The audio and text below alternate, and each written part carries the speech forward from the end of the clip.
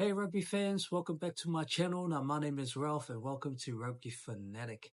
Now today we're diving into the All Blacks recent match against Japan yesterday and just want to share my thoughts on yesterday's performance and just a review.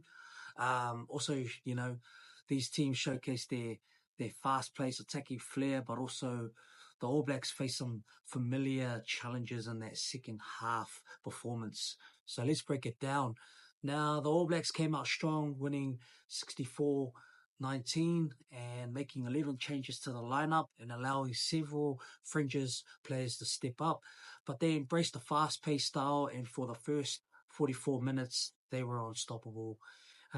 Japan started with an opening try with Nakin Bulla scoring that try, and they made some promise by scoring actually two tries against the All Blacks and exposing the gaps of the All Blacks ruck defense as well.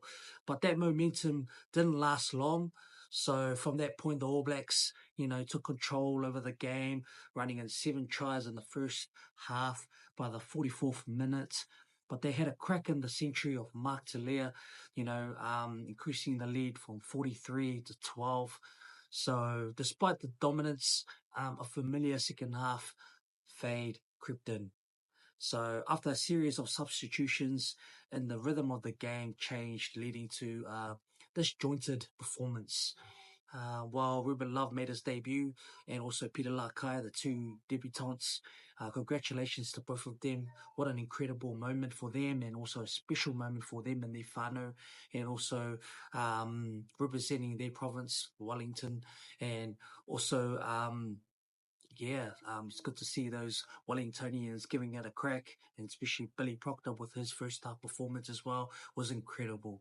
So I'd like to see more of those players heading into the clash against England for the Northern Tour. So as Ruben Love scored those late tries, it was big ups to Japan as they held the All Blacks for longer periods in the game in terms of their defense. So the All Blacks, they're a bit clunky, a bit scrappy, so they couldn't capitalize on the attack, and then obviously failed to gain that early momentum, but leaving us rugby fans frustrated, right? But one of the standout players for me was Wallace Atiti and Patrick Tupolotu as well. I mean, Wallace Atiti is the future. He was a standout for me in that number 8 jersey. With his line breaks, his ball carrying, he was just a strong ball carrier, and also just being around the ruck, and he's all over the pitch, especially in the breakdown. He was very physical as well, and just made some crucial tackles as well in that game. So he'll be the future, and hopefully he'll remain in that number 8 and hopefully secure that 8 spot for the clash against England. So while Mark Telea, on the other hand, was another outstander as well. He showcased his power on the wing, so it was good to see him, in his true elements.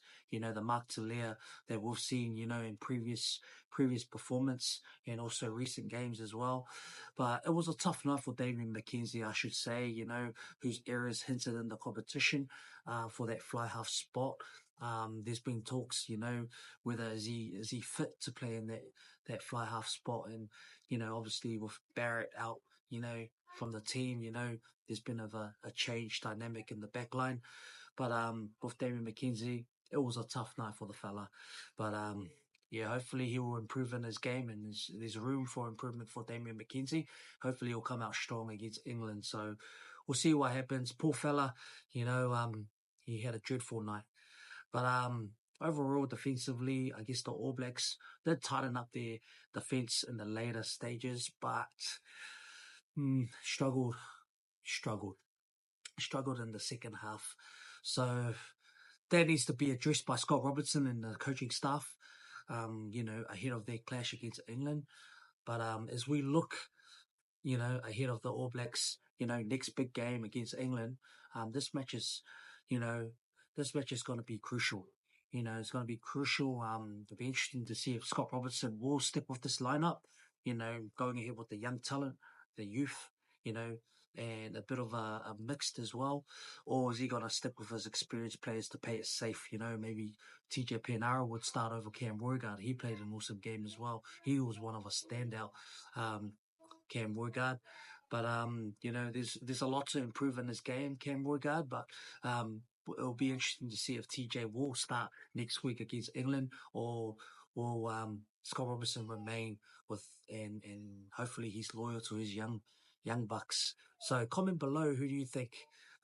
Robertson, does he need changes, or would he would he stick to this team that you know, average performance overall was average, but hopefully, you know, can improve for their upcoming game, so against England.